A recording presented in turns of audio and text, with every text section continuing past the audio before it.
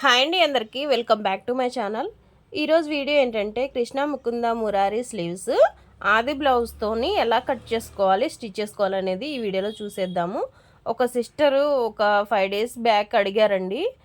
ఆ సిస్టర్ కోసమే ఈ వీడియో చేస్తున్నా. సిస్టర్, మీరు నా వీడియో కనుక చూస్తుంటే ప్లీజ్ మీకు ఏమన్నా కొంచెమన్నా యూజ్ అయితే ఒక లైక్ అయితే చేయండి.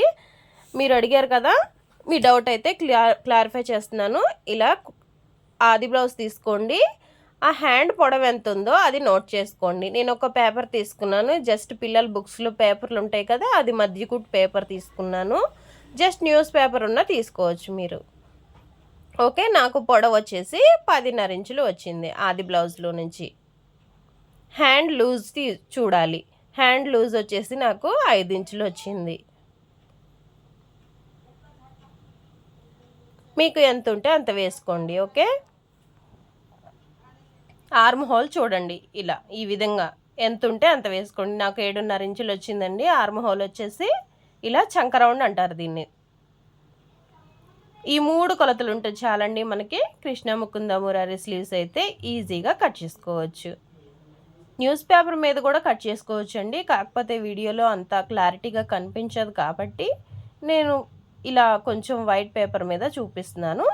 ఇప్పుడు వచ్చేసి హ్యాండ్ పొడవు మనకు 10.5 కదా, 10.5కి ఒక 1/2 ఇంచు కానీ జస్ట్ 3/4 ఇంచు కానీ కలుపుకోవచ్చు అండి. నేనైతే 1/2 ఇంచు కలిపి 11 ఇంచులు పొడవు పెట్టుకుంటున్నాను. ఎందుకంటే మనకి కుట్లలోకి వెళ్ళిపోతుంది కదా, అందుకోసం. ఓకే, ఇప్పుడు వచ్చి హ్యాండ్ లూజు మార్క్ చేసుకుందాం. హ్యాండ్ లూజ్ వచ్చేసి 5 ఇంచెస్ మార్క్ చేసుకున్నాము. తర్వాత ఖర్చు కోసం 1 ఇంచు ఎక్స్ట్రా మార్క్ చేసుకోవాలి.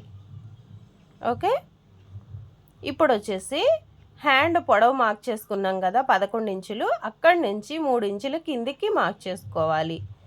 ఎందుకంటే హ్యాండ్ లోత్ తీసుకోవడానికి 3 ఇంచులు కిందకు మార్క్ చేసుకున్న తర్వాత 11 ఇంచులు మార్క్ చేసిన దగ్గర నుంచి ఇట్లా క్రాస్గా టేప్ పెట్టుకొని 3 ఇంచులు మార్క్ చేసుకున్నాం కదా, ఆ మార్జిన్ దగ్గరికి 7.5 అంటే 7.5 ఎక్కడికి వస్తుందో అక్కడ వరకు మార్క్ చేసుకోండి. 1 ఇంచ్ ఎక్స్ట్రా ఖర్చుల కోసం మార్క్ చేసుకోండి. ఇలా ఇక్కడ నుంచి హ్యాండ్ కర్వ్ షేప్ అయితే తీసుకోవాలి. చిన్నగా లోతు తీసుకోవాలి. ఓకే, ఇలా కర్వ్ షేప్ తీసుకున్న తర్వాత దాన్ని కొంచెం బ్రాడ్గా గీస్తున్నానండి, మీకు వీడియోలో కనిపించాలి కదా, అందుకోసము.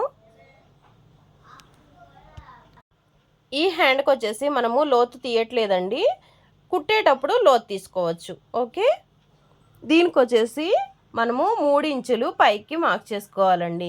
3 ఇంచులైనా పర్వాలేదు, 2.5 ఇంచులైనా పర్వాలేదండి. మనకు వచ్చే పఫ్ను బట్టి మనకు మార్క్ చేసుకోవచ్చు.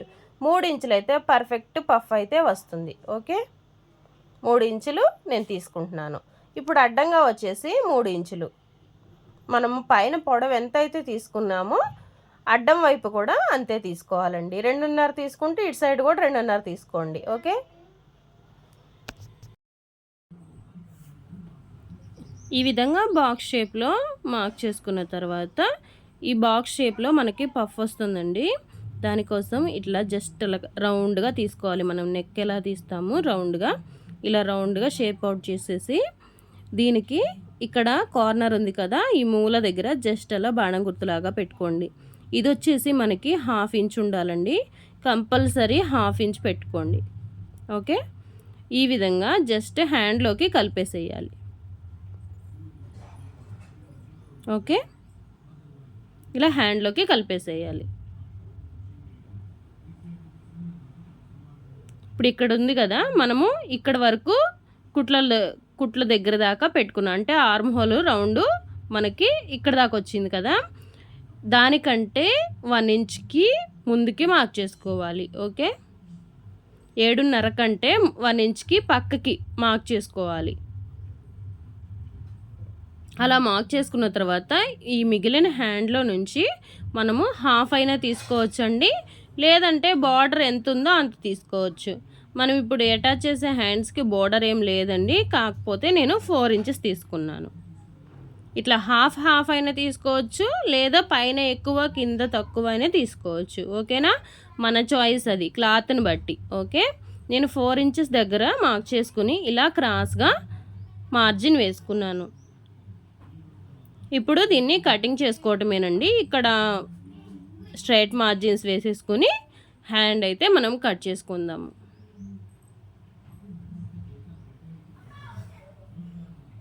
మీకు అర్థం అవ్వడం కోసమని నేను పేపర్ కటింగ్ చూపించానండి. లేదంటే నేను మామూలుగా లైనింగ్ క్లాత్ మీద కట్ చేసి చూపించేదాన్ని. ఆల్రెడీ మన ఛానల్లో 2 వీడియోస్ ఉన్నాయండి. ఈ లైనింగ్ కటింగ్స్ అన్నీ, స్టిచ్చింగ్ కూడా ఉంది. అది ఎవరైనా చూడాలనుకుంటే వెళ్ళి చూసేయచ్చు.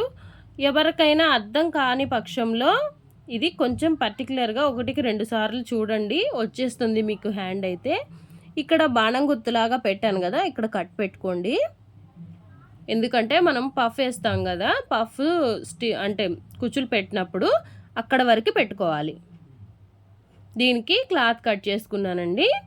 క్లాత్ పైన వచ్చేసి ఇలా పఫ్ స్లీవ్ కోసం వైట్ వేసాను, కింద వచ్చేసి ఆరెంజ్ వేసాను. కింద వచ్చేసి మనం బ్లౌజ్ క్లాత్ తీసుకోవాలి, పైన వచ్చేసి శారీలో క్లాత్ తీసుకోవాలి. ఓకే, ఇలా తీసుకున్న తర్వాత జస్ట్ ఇలా మధ్యలోకి మడుచుకొని పేపరు జస్ట్ అలా పెట్టుకొని పేపర్ ఎట్లా ఉందో అలా కట్ చేసుకోవాలండి. నేను సింగిల్ పేపర్ కట్ చేశాను కాబట్టి, అదే డబుల్ పేపర్ ఉందనుకో మీరు ఓపెన్ చేసి వేసుకున్నా కట్ చేసుకున్నా ఏం బాధలేదు. ఇలా జస్ట్ అలా పిన్ పెట్టేసుకొని ఎలా ఉందో అలా కట్ చేసుకుంటున్నాను చూడండి. ఇలా సేమ్ పేపర్ ఎట్లా ఉందో ఆ విధంగా దాని పక్కనే కట్ చేసుకోండి. ఓకేనా, అప్పుడే మనకి మంచిగా నీట్గా ఫినిషింగ్ వస్తుంది. ఎందుకంటే మంచిగా కొలతలు పెట్టి పేపర్ కటింగ్ చేసుకున్నాం కాబట్టి మనము. ఓకే, సేమ్ ఇదే పేపర్ కటింగ్ మనం లైనింగ్ మీద కట్ చేసుకోవచ్చండి. లైనింగ్ మీద కట్ చేసుకుని మెయిన్ ఫ్యాబ్రిక్ ఈ విధంగా కట్ చేసుకుంటే సరిపోతుంది. ఓకే, ఇప్పుడు వచ్చేసి ఇక్కడ ఆల్రెడీ పేపర్కి బాణం గుర్తు దగ్గర చిన్న కట్ పెట్టుకున్నాం కదా, ఆ కట్ కూడా ఈ పీస్కి పెట్టేద్దాము. ఇక్కడ షోల్డర్ దగ్గర ఒక కట్ పెట్టుకుందాము. ఇక్కడ వచ్చేసి పఫ్ పెడదామండి. ఇలా పఫ్ వచ్చేసి ఇలా ఆల్టర్నేట్గా పెట్టుకోవాలి. ఫస్ట్ అయితే ఇటు నుంచి ముందుకి, అంటే మనం మిషన్ ఎదురుగా కూర్చున్నాం కదా, మన వైపుకి పెట్టుకోవాలి కుచ్చులు అనేది. ఓకే, అది మధ్యలో కట్ పెట్టుకున్నాగా అక్కడ వరకు. ఇప్పుడు ఇక్కడ నుంచి అటువైపు అంటే మిషన్ వైపు కుచ్చు పెట్టాలి. ఎదురెదురు కుచ్చు పెట్టాలండి, ఆపోజిట్ సైడ్లో ఇలా బాణం గుర్తు వరకు పెట్టుకోవాలి. ఓకే, అయిపోయిందండి పఫ్ అయితే. ఇప్పుడైతే కింద హ్యాండ్కి ఎలా అటాచ్ చేయాలో చూద్దాము. ఈ పఫ్ హ్యాండ్ని మంచి వైపే పెట్టి ఇలా పెట్టేసేయండి. హ్యాండ్ వచ్చేసి కింద హ్యాండ్ వచ్చేసి మంచి వైపు పెట్టి ఇది అటాచ్ చేయండి. ఇక్కడ సూది కిందకి దించేసి ఇలా మనకి కింద ముడతలు ఏమి లేకుండా పక్కకు తిప్పుకోండి. అప్పుడు వీ షేప్ కరెక్ట్గా వస్తుంది మీకు. చూడండి, చూపిస్తాను. ఈ విధంగా ముడతలు ఏం లేకుండా కుట్టు లాగిచ్చిరండి. ఓకే, చాలా ఈజీ అండి. కాకపోతే ఏంటంటే ఇన్ని మినిట్స్ వీడియో ఉండేసరికి మీకు కొంచెం కష్టంగా అనిపిస్తుంది. 2-3 సార్లు కుట్టడం ట్రై చేయండి, చాలా ఈజీగా వస్తుంది. వేరే కస్టమర్ కూడా ఈజీగా కుట్టగలుగుతారు. ఫస్ట్లో ఎవరికైనా అంతే ఉంటుంది. ఇప్పుడు పైన వచ్చేసి ఒక కుట్టు వేసుకుందాము. అంతేనండి, చాలా సింపుల్గా హ్యాండ్ అయితే రెడీ చేసుకున్నాం కదా. కింద వచ్చేసి అంచు మడిచి కుట్టుకోవచ్చండి, లేదనుకుంటే జస్ట్ పైపింగ్ లాగైనా వేయచ్చు. ఓకే, సింపుల్గా పైపింగ్ అయితే ఎలా వేయాలో చూపిస్తాను మీకు.